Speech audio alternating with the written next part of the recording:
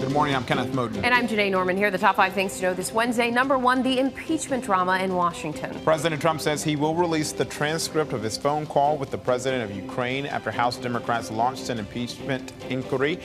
Speaker Nancy Pelosi says the president betrayed his oath of office and violated the Constitution by trying to pressure Ukraine to investigate former Vice President Joe Biden for political gain. The whistleblower who complained about the phone call now wants to speak with lawmakers.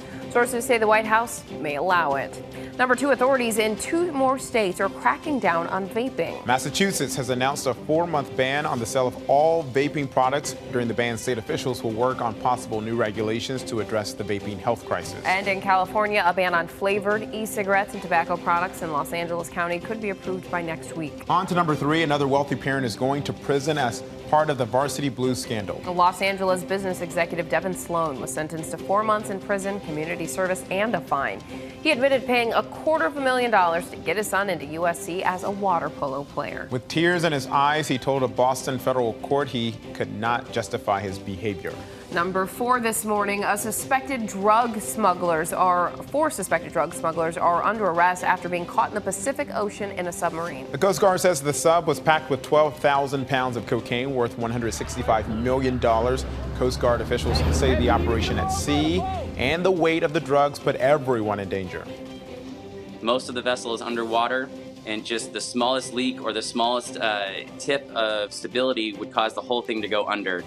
Including our crew members and anyone else that's on board. So far this year, Homeland Security has seized more than $4 billion worth of cocaine heading into the U.S. And finally, number 5, a frightening face-to-face with a coyote for a 5-year-old girl near Chicago. Christina just checked her family's mailbox, hoping to find her Halloween costume, and didn't see the coyote. But moments later, as she was walking to her swing, the coyote charged at her, and she runs to her mom for safety. Almost bited my rib. So we heard a scream. And she came in with this wild story. I was like, Mom, I saw a coyote.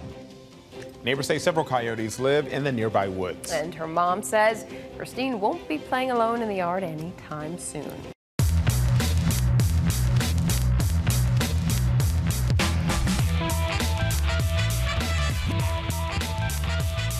Let's get right to that big and historic story, the impeachment drama that's unfolding in Washington. One day after House Speaker Nancy Pelosi announced an impeachment inquiry into President Trump, here's what we can expect. The president has authorized the transcript of his phone call with the president of Ukraine to be released. That call is the subject of a whistleblower complaint that started this scandal. The president is accused of withholding military aid and asking Ukraine's president to investigate former Vice President Joe Biden. President Trump will meet with Ukrainian president at the United Nations today. He's expected to address the media after that meeting. And this could be the biggest headline today. Sources say the White House is considering whether to release the whistleblower's complaint to Congress. ABC's Inez de la Cotara is sorting through all of this. She joins us from Washington. Inez, good morning. Good morning, Kenneth and Janae. Well, it's a historic day here in Washington. Democrats had been demanding action against President Trump for months. House Speaker Nancy Pelosi had been on the fence, but she is now making her move. A stunning turn by House Speaker Nancy Pelosi, announcing the first step toward impeachment. The actions of the Trump presidency revealed the dishonorable fact of the president's betrayal of his oath of office, betrayal of our national security, and betrayal of the integrity of our elections. The historic move comes after President Trump admitted to asking the president of Ukraine to investigate his political rival Joe Biden and his son Hunter, who had business interests in Ukraine. Days before the phone call, the president ordered his chief of staff to halt nearly $400 million in foreign aid to Ukraine. And there was never any quid pro quo. Trump insisted at first that he withheld the money because he wanted Ukraine to address corruption. But a day later, the president seemed to change his explanation, saying the aid was withheld for a different reason. I want other countries to put up money. I think it's unfair that we put up the money. Then people called me, they said, oh, let it go, and I let it go. But we paid the money. The money was paid. Now, more than 2/3 of House Democrats are saying it's time to impeach. This isn't relitigating the past. This isn't relitigating the election with Hillary Clinton. This is about the president abusing his office in seeking political dirt about an election that's upcoming. And I think the national security concerns is really what weighed on these members. Trump has now authorized the transcripts of his phone call with Ukraine's president to be released. And overnight, he called the impeachment inquiry more breaking news witch hunt garbage and presidential harassment. When you see the call, when you see the readout of the call, which I assume you'll see at some point, you'll understand. That call was perfect. There was no pressure put on them whatsoever. Top Republicans say the inquiry is a political ploy by Democrats based on a still unseen whistleblower complaint about the phone call with the Ukrainian president. They're going to be embarrassed when these transcripts come out. And I hope the American public wakes up. The Trump administration blocked Congress from seeing that whistleblower's complaint, which the intelligence community's inspector general called credible and of urgent concern. But this morning, sources say the complaint is undergoing a declassification process by the White House for its possible release. And in another twist, House Intelligence Committee Chairman Adam Schiff says the whistleblower now wants to speak to House investigators. Schiff has requested an interview tomorrow in a secure location. So what's next? Well, the White House says it will release a transcript of that phone call between President Trump and the president of Ukraine today. The White House says the transcript will be unredacted, but critics are wondering if they'll actually get to see the full conversation. Janae and Kenneth. All right, Inez, thank you very much. And now that the official inquiry is underway, it could take months for the impeachment process to play out. ABC's Terry Moran tells us what happens next. This is a historic day, no doubt about it. A momentous step by Speaker Pelosi, but we're a long way from any kind of vote to impeach President Trump or remove him from office. Here's how it will go down. Facts and evidence. Speaker Pelosi has instructed the 6 committees that are already investigating President Trump to, quote, proceed under that umbrella of an impeachment inquiry. Depending on the facts and evidence they develop, articles of impeachment could be drafted then on bribery or high crimes and misdemeanor, that sort of thing, and then perhaps voted on. As I say, we're a long way from that. This is a momentous step. But it's clear that Nancy Pelosi would not have taken it were she not prepared to take that step. She does know one thing, however. Any impeachment requires the support of the American public in a very big way, and she's proceeding cautiously because of that. Moving forward with an impeachment probe will have political ramifications for both parties. ABC News political director Rick Klein joins us with a breakdown of what it all means. Rick, good morning.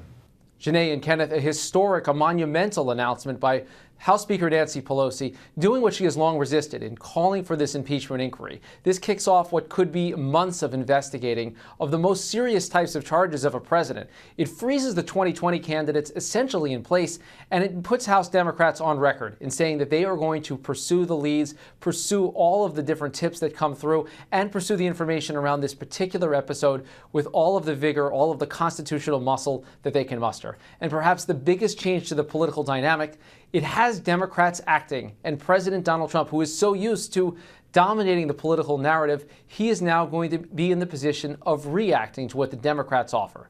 Janae and Kenneth? All right, thanks to Rick. 200-plus House Democrats now support the impeachment inquiry. That's more than 2/3 of their members. Some moderate Democrats who signed on late felt they had no choice but to move forward with the impeachment process. But they know all too well it is a risky move that could have devastating political consequences. ABC's Brad Milkey has more on what turned the tide.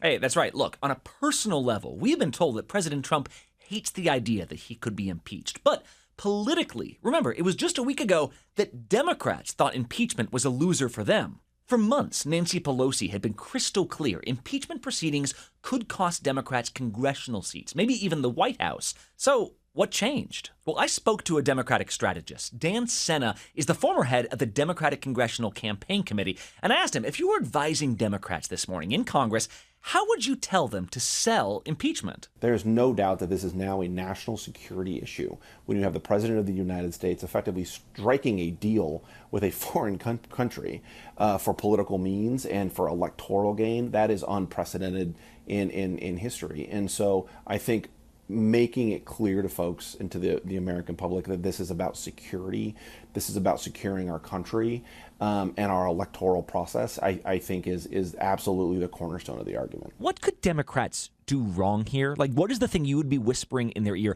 Do not do this. This is not about a witch hunt. This is not about looking backwards to other sort of arguments that the Democrats have made towards Trump. And the big question now is how quickly will this move? Because some Democrats are saying, let's be slow and deliberate. Others are saying there's a lot of voters out there who could get impeachment fatigue if they don't have it already. We'll have a lot more on this debate on Start Here later this morning. Listen on Apple Podcasts or your favorite podcasting app. Janae, Kenneth? All right, Brad, thank you. Only 3 presidents have faced impeachment. Richard Nixon resigned ahead of a looming House impeachment vote. Andrew Johnson and Bill Clinton were both impeached, but were later acquitted by the Senate and completed their terms. As for how long this could take, it's unclear, but it took the House 2 months to impeach Clinton and a month for the Senate to acquit. So there's a chance this could extend into 2020. Some other stories we're watching this morning. 2 men are charged with smuggling $5 million in gold bars from Venezuela into the U.S. in the nose of an airplane. Court documents say customs agents found the gold last week in Fort Lauderdale. It's the second time in 2 months. Gold bars have been seized from a plane out of Venezuela. The other was in July in the Caribbean. The death toll is climbing from the rare but deadly mosquito-borne virus called Triple E. At least 9 people have now been killed by Eastern equine encephalitis. The most recent deaths were in Massachusetts and Connecticut. There are also nearly 30 other confirmed or probable cases in 7 states. Officials don't expect the outbreak to ease until cooler weather arrives for good. Jeopardy! Jason is still on a roll. He's now won more than $500,000. Jason Zufraneri nailed all 3 daily doubles in yesterday's episode. He also successfully answered in Final Jeopardy, ending the game with $30,000. That takes his 18-day total to just over $502,000. Jeopardy! Jason is now just the 8th person in the game's history to win more than $500,000. So good. Well, coming up, a French chef loses coveted Michelin star. Now he's suing to get it back. But first, another parent sentenced in the college admissions bribery scandal, warning other parents of jail time after this.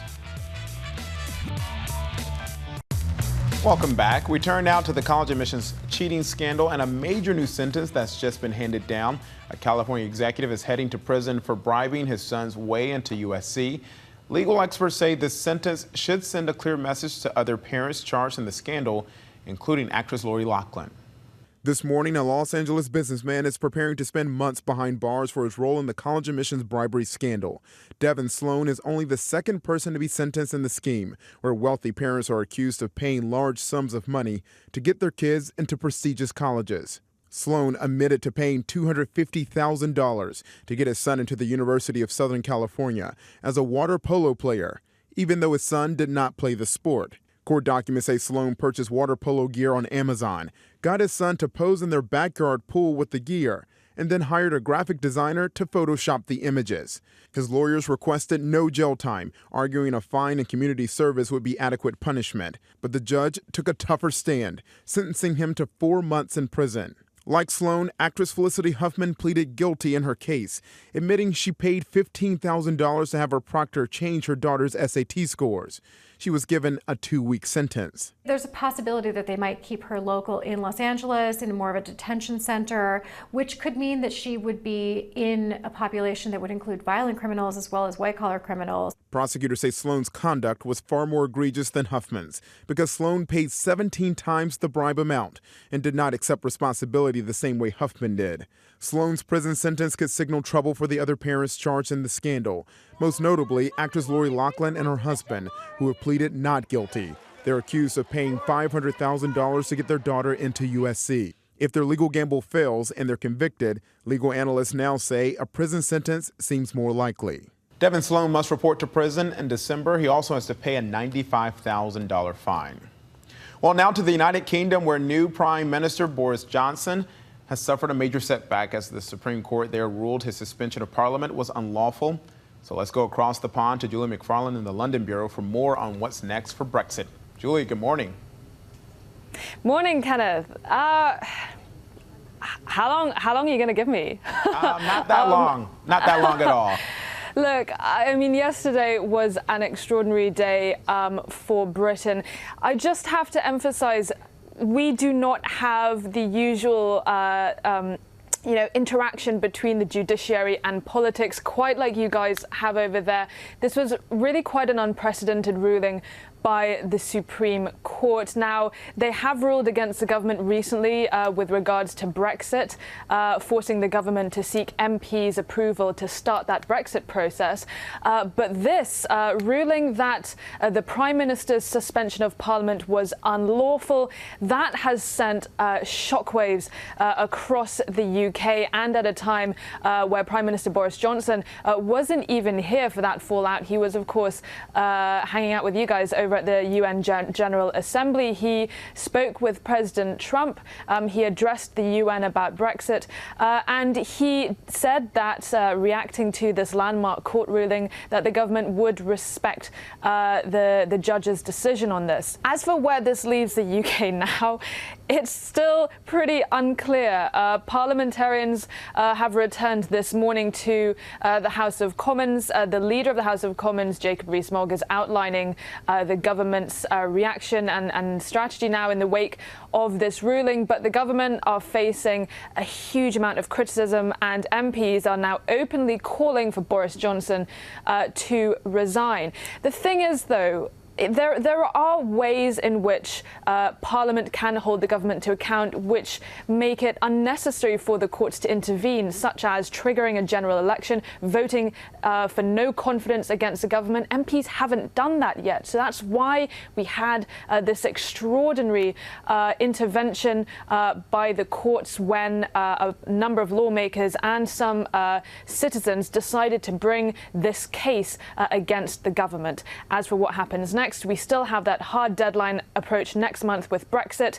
Unclear as to how this impacts that. Fascinating, complicated, lots of twists and turns. And Julie, I think you did a pretty good job in the time allotted there. But moving on to Indonesia, where more than 300 students and police have been injured after clashes during protests over new laws. So exactly what are they protesting here? Exactly. Human rights activists and groups, they are really, really worried about this new set of bills, which they say are being rushed through Parliament. A number of very concerning issues here at stake. One of them is that one of these bills would weaken the anti-corruption agency. It goes back on decades of reform in Indonesia.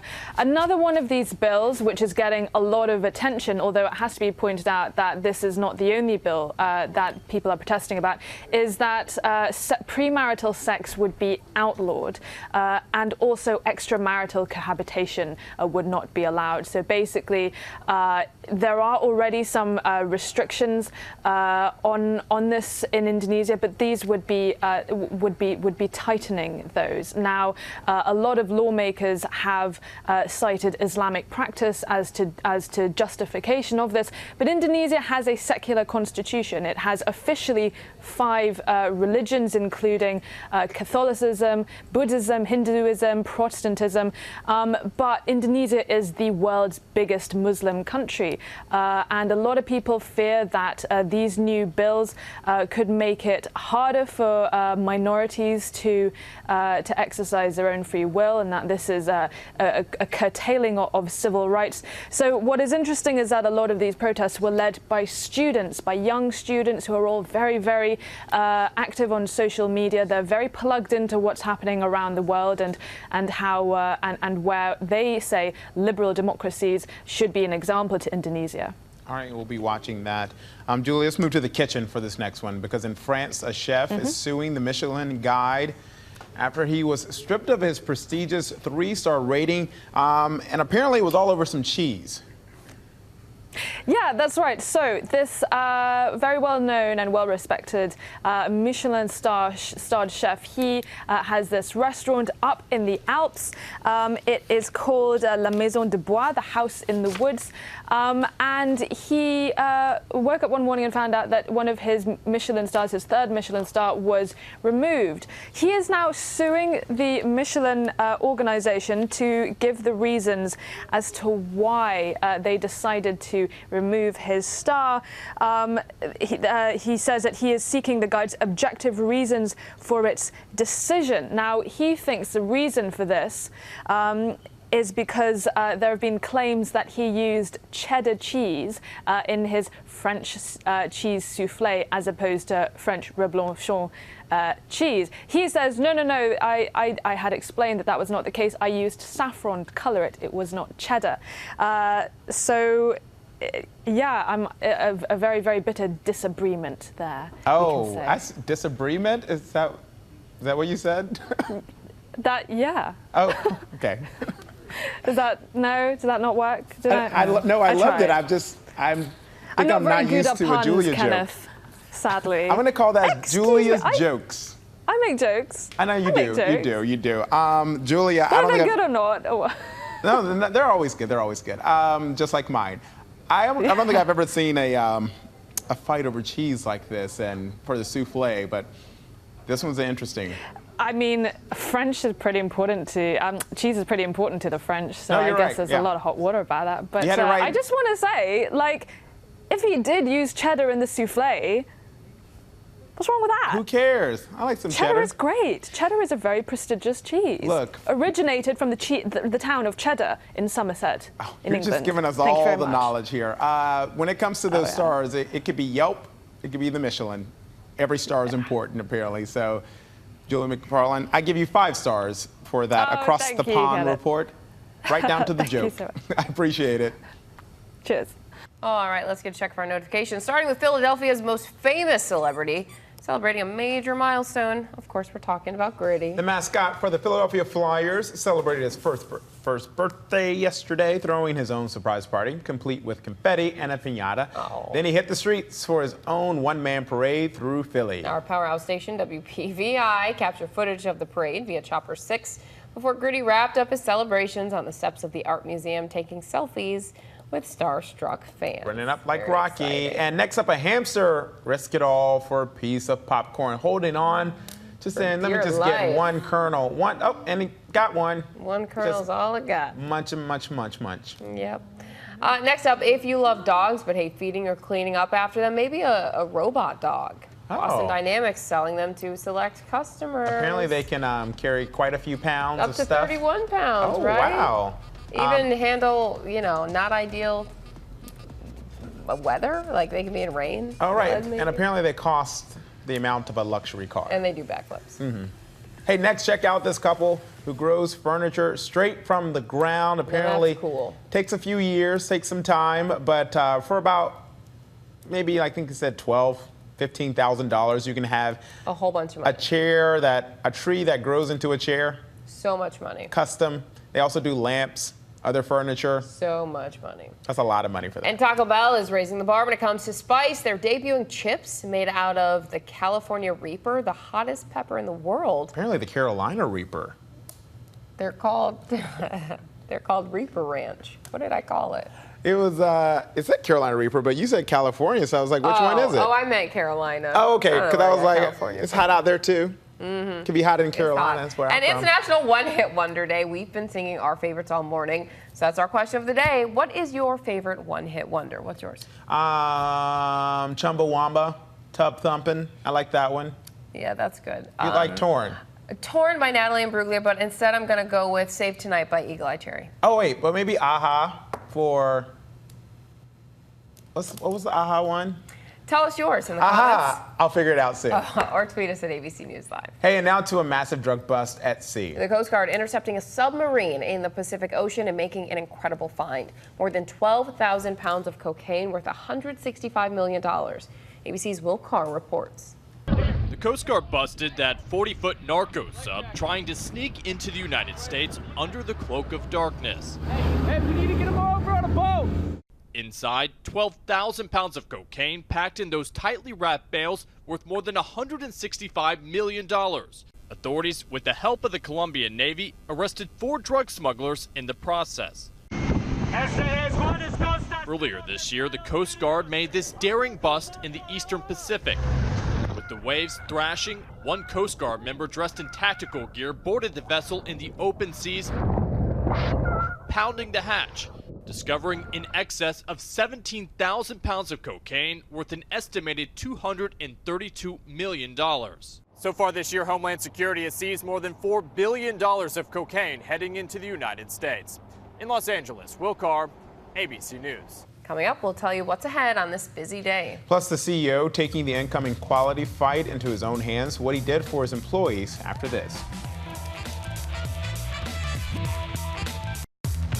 Here's what to watch out for today. President Trump is expected to meet with the president of Ukraine at the United Nations. Vladimir Zelensky is a former comedian who played a fictional president on TV before being elected just months ago.